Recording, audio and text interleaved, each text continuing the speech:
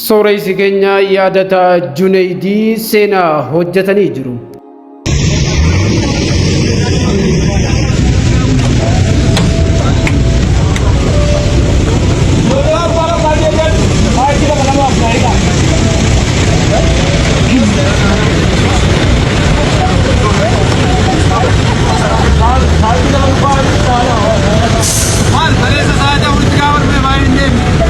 Guyyaa har'aan tanaa ummata keenya horroo guduruu wallaggaatti finxaaleeyyii faannootiin buqqaaniif birrii miliyoona 10 arjoomeeti jira.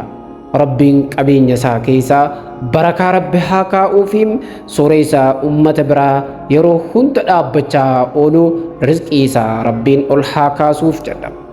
Sooreysi keenya yaadataa Junaydii namoota ummata kana cinaa dhaabbachuudhaan dorgomaa hin qabne keessaa nama tokko.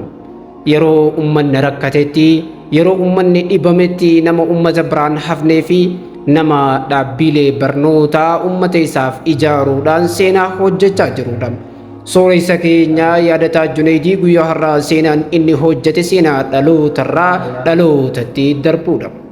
Ummanni keenya horroo guduruu wallaggaatti qubattoota ta'anii achi jiraachaa jiran kun bara pireezidaantii mootummaa naannoo Oromiyaa obbo Junaydii Saaddoo hoogganaa ture.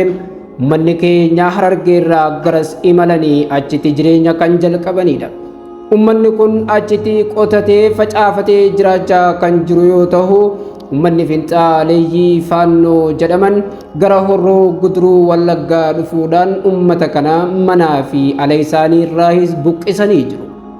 Ummanni kun erga buqqa'ee booda dhiiga koo situ naaf jira yaalammii naaf birmadhaa jechuudhaan sagaleen isaanii sooshaal miidiyaa gubbaa irratti qoodame ajandaa ijoo miidiyaa ta'ee ture.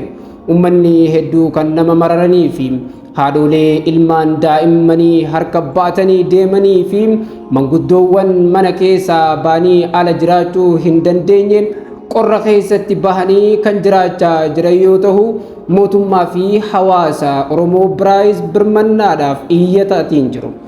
Guyyaa har'aan tanaa sooreysi keenya qabbaan qabeenyaa biyya kana keessatti gargaarsaa fi ummata cinaa dhaabbachuun beekamu obbo yaadataa Junaydii Bakrii ummata kana cinaa dhaabbachuudhaan wantoota meeshaalee isaaniif barbaachisanii fi midhaanii fi wantoota isaan nyaatan hedduu walitti qabuudhaan haga birrii miliyoona 10tti tilmaamamu isaan gargaareeti jira.